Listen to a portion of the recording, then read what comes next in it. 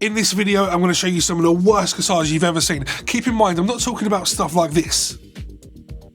Yeah, obviously not good at all, but clearly gimmicks. We're going to talk about real production guitars that should have just never been. Number one, and we're starting off strong here, it's a guitar that many of you will not have seen before, and it's the Jackson Shong guitar. Well, and I have to tell you, this one especially hurts because I'm a huge Neil Schon fan. He's been a massive influence on my playing, and I love Jackson guitars. But look at this monstrosity, what were they thinking? Is there anybody watching this video that can honestly tell me that they would buy one of these guitars? Neil Schon's playing is the epitome of tasteful lead guitar, so when I found out that in the past he had a signature with Jackson, I couldn't Google it quick enough, and I wish I never had, because once you see it, you can't unsee it. Number two, the Reverse Flying V, and seriously, if you haven't seen this before, you'd be forgiven for thinking that this is a Photoshop mock-up for a Gibson meme or something, but no, Gibson genuinely gave this design the go-ahead.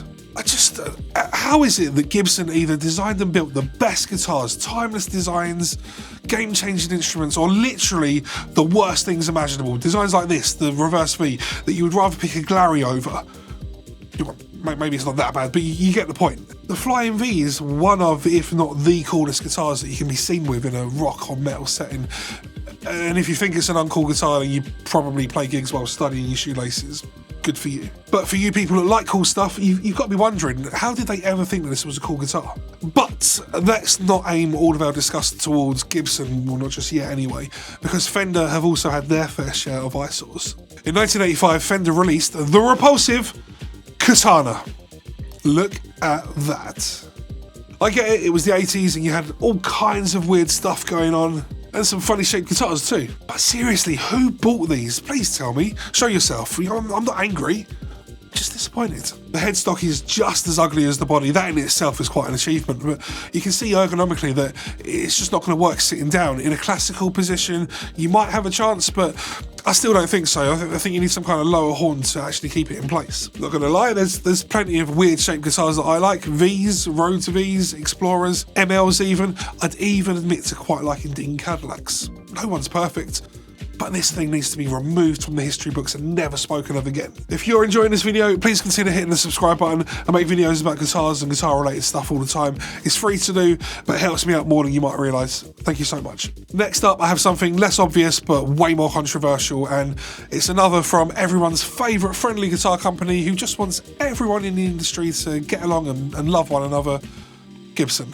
And that guitar being the non-reverse Firebird. Fight me. Now, a lot of you will know this, but some won't, so let me just quickly explain. This Firebird, the iconic guitar that you imagine when anybody says Firebird, is actually a reverse Firebird. The original Firebird looked like this hideous yet bland offset that, well, even a 5-year-old would come up with a better looking guitar. Yet somehow, when reversed, it looks amazing, and it's not my kind of thing really, but I can definitely appreciate it. I find it hard to get my head around when looking at that picture that it can look that different just by reversing it. It's like some kind of weird optical illusion. I don't know who came up with the idea to reverse the guitar because I'm not Trogley, but whoever it was definitely deserved the Christmas bonus that year. Number 5 on my list is a guitar from Danelectro. Admittedly not my kind of thing brand-wise.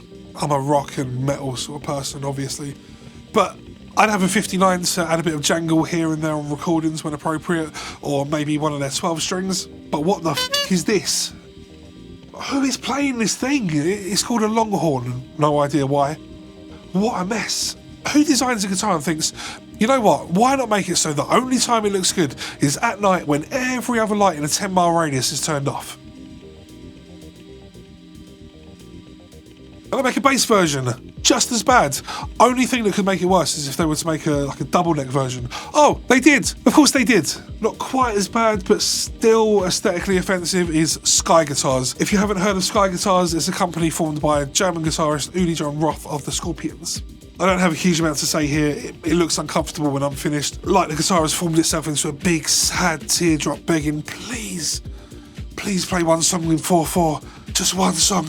Please. Have you ever seen a guitar that screams psychedelic prog more than this guitar? I read that the guitars are either fretless above the 30th fret or have whole step fret spacing above the 27th fret with 35 effective half step frets. What? And that all of the Sky guitars with frets have scalloped fretboards. Great.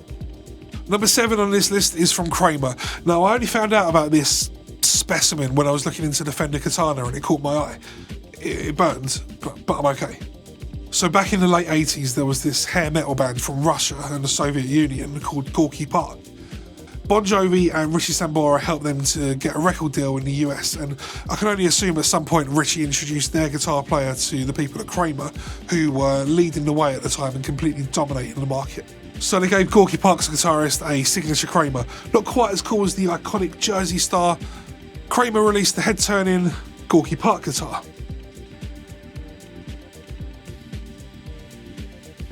Everything about this guitar makes me want to throw up, except maybe the headstock. The shape is somehow even worse than the Fender Katana. At least Fender tried to differentiate the body from a Dorito. The colour, the artwork, the logo. Can you imagine how uncomfortable one of these would be to play? I don't know how I've never come across one of these guitars before. And if you've never seen it before, you're welcome. Last on my list is one that's going to make classic guitar lovers' heads explode. And I feel like I should probably apologise in advance. I have friends who love these, you know who you are, and I'm sorry. But I want to finish this list by declaring my repulsion to every single Rickenbacker guitar I have ever seen.